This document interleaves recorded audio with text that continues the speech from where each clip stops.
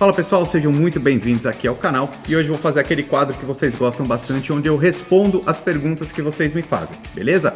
Hoje o foco é 100% em investimentos, tá? Alguns mais gerais, outros mais específicos, mas eu separei 4 perguntas, 4 questões sobre investimentos para responder aqui com vocês hoje para discorrer sobre esse assunto, beleza? Essas perguntas foram feitas para mim todas por e-mail, né? Vocês já sabem que eu tô com um projeto que se chama Lucro SA, onde eu tenho conversado com essas pessoas só por e-mail, beleza? Inclusive, eu já recebi mais de 100 perguntas, todas essas nesse caminho, nesse canal que é por e-mail, e por causa disso eu tô separando todas essas perguntas para transformar tudo isso em conteúdos para vocês, né? Então, porque se eu sei quais são as dúvidas, as questões, aquilo que está realmente fazendo falta para você investir melhor, eu consigo preparar conteúdos de mais qualidade, né? Inclusive, eu já preparei, eu disponibilizei um livro digital essa semana que ficou muito legal. Vou até deixar aqui do lado o link para você baixar. É um conteúdo gratuito, né? É um livro digital que é super legal, onde eu falo muito sobre uma questão opinativa mesmo, os 7 passos para você investir na Bolsa de Valores. Porque eu acho que sim,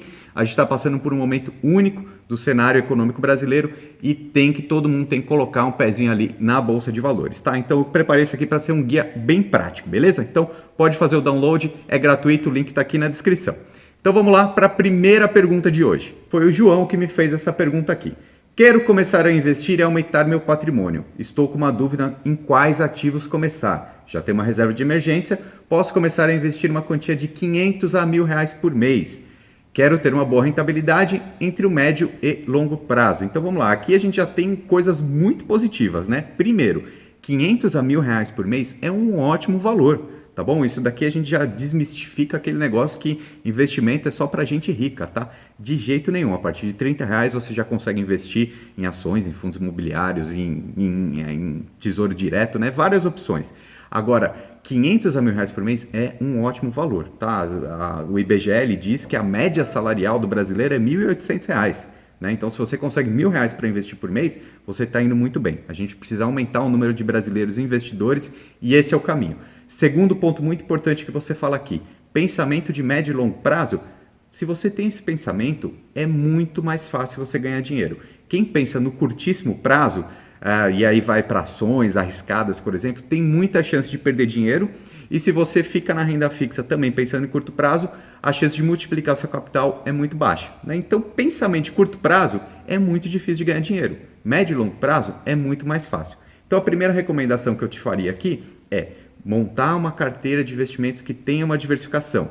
Coloque ali, por exemplo, em 3 tipos de ativos diferentes. Tesouro direto para proteger o patrimônio, fundos imobiliários para você colocar esse pé na renda variável que tem uma certa segurança e um certo potencial de rentabilidade e um pouco em ações também, tá? Mas o hábito de poupar e investir todos os meses que você já tem, você está no caminho muito certo, beleza? Tenho certeza que vai dar certo. E vamos agora para a segunda pergunta, né? Foi o Kleiner que fez.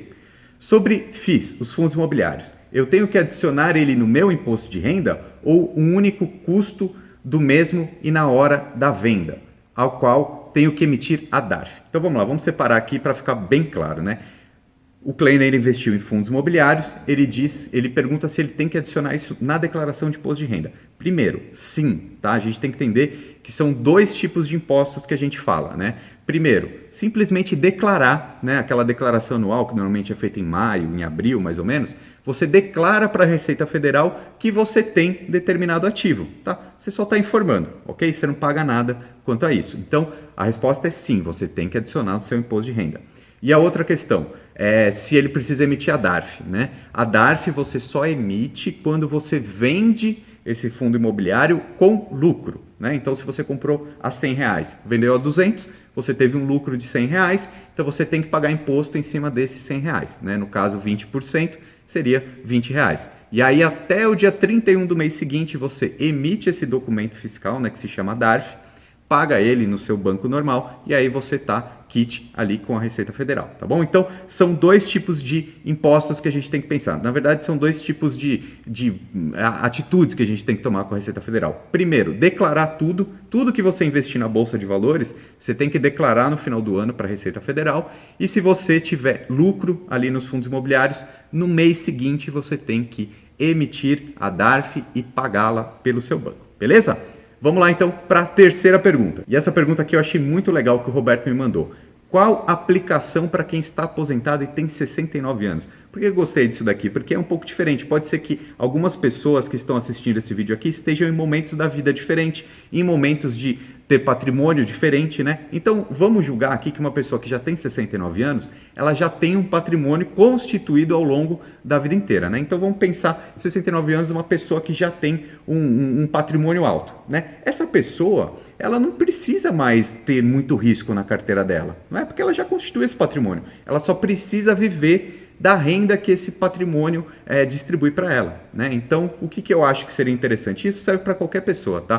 Pode ser que você ainda não tenha um patrimônio alto, mas um dia você vai ter. Então, já é legal você imaginando como que você vai fazer, onde você vai investir quando você chegar lá, né? Então, provavelmente, ali o foco dessa pessoa tem que ser os dividendos, né? Porque você vive da renda que esse grande patrimônio lhe gera. E como que é a parte mais fácil de você conseguir isso? Os dividendos, né? E aí podem ser as ações, que sejam boas pagadoras de dividendos, os fundos imobiliários, que a grande essência do fundo imobiliário é o pagamento de dividendo, e aí até nos títulos do Tesouro, você tem que procurar aqueles que paguem semestralmente o lucro, né? Que são aqueles os títulos do Tesouro Direto com juros semestrais, né? Então, quando você já tem um patrimônio alto, né? Eu acho que o ideal é você pensar numa carteira foca em dividendos e em títulos públicos com juros semestrais, beleza? Quem ainda está numa fase mais inicial, digamos assim, principalmente quem é mais jovem, né? Uma fase de construção de patrimônio, você pode assumir mais risco na sua carteira, porque o tempo é o seu aliado, beleza? Então, construção de patrimônio, você pode ter um pouquinho mais de risco. Agora, quando você já tem um patrimônio constituído, pense em menos risco na sua carteira, beleza? Vamos então para a quarta e última questão de hoje, que até é o título desse vídeo. E eu coloquei esse título aqui no vídeo porque realmente eu vejo que tem muitas dúvidas, muitas questões sobre como investir na Bolsa de Valores, né? Então vamos para a pergunta aqui do Lucas.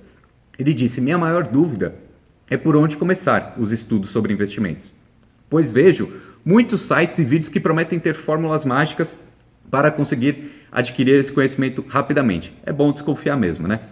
E ganhar dinheiro, porém não acredito muito nisso. Preciso saber por onde começar. Isso daqui é muito legal e é fundamental mesmo, né? Porque é aquela famosa frase, né? Às vezes você quer ir para algum lugar, mas se você tiver um mapa errado, você não vai chegar no ponto A, você vai chegar no ponto B. Então, seria melhor você não ter um mapa do que você ter um mapa errado, né? Porque, de repente, sem mapa nenhum, você conseguiria chegar no ponto A, que era onde você queria. Mas com o mapa errado, você não vai chegar no ponto A, você vai chegar no ponto B. O que eu estou querendo dizer? Se você investir, se você ter um método de investimento errado, isso pode te distanciar dos seus objetivos, dos seus sonhos, dos seus prazos, né? Tudo isso vai ficar mais longe. Então, o que é o ideal? Quando a gente vê o cenário em alta, né, a Bolsa de Valores está crescendo corriqueiramente, né, a gente vê sempre essas notícias, taxa Selic caindo, a Ibovespa subindo, a gente chama isso de bull market, né, que é o mercado em alta, né, daquele símbolo muito comum na Bolsa de Valores, que é o urso, né, quando o mercado cai, e o búfalo, né, quando o mercado sobe, né, que é o bull market, né. Então, nessas épocas de mercado muito em alta, aí começa a vir muita gente aparecendo querendo vender aqueles cursos de day trade, que você ganha muito dinheiro muito rápido, né? E outros tipos de investimento que são muito arriscados, né? A gente tem que entender que você está pensando em investimento não é para o curto prazo, né? É para o médio, para o longo prazo, é para a sua vida inteira. Então você precisa ter uma proteção de patrimônio, né? E mais uma rentabilidade alta na sua carteira. Você tem que tentar aliar isso tudo. E isso você consegue, é claro, com uma diversificação e sempre pensando naquela questão de você ser sócio das empresas que você investe, né? Os títulos públicos, sim, são títulos de dívida e isso é a parte mais segura da sua carteira. Quando você compra um fundo imobiliário ou quando você compra uma ação, você tem que entender o que está por trás disso, né? Não é só um número piscando na tela do seu computador, do seu home broker. Isso são empresas que estão por trás dessas ações e desses fundos imobiliários. E se elas forem lucrativas, você também vai ser lucrativo, né? Você vai ter ou os dividendos ou uma valorização da cota. Então, pensamento de sócio e pensamento de longo prazo nos investimentos é um segredo de sucesso, fica muito mais fácil mesmo, beleza? Inclusive, esse é um dos passos, né, que eu coloquei dentro desse livro digital aqui, que eu chamei dos 7 passos para você investir na bolsa de valores, né? E eu vou deixar mais uma vez aqui, vou mostrar para vocês, porque eu realmente fiquei muito feliz com o resultado dele, né? Não tem enrolação, não tem coisas genéricas, eu não fico em cima do muro nesse livro digital. Eu coloco realmente a minha opinião e minha experiência ao longo dos meus anos como educador financeiro e como investidor, tá? Ele é gratuito, eu recomendo que você faça o download, você pode ver pelo seu próprio celular, pelo computador, tanto faz, né? Eu vou até colocar aqui do lado para você ver mais ou menos, que é bem simples de entender mesmo, a diagramação está super bem feita, que é justamente para ficar muito fácil de ler e você também ter esses ensinamentos, beleza?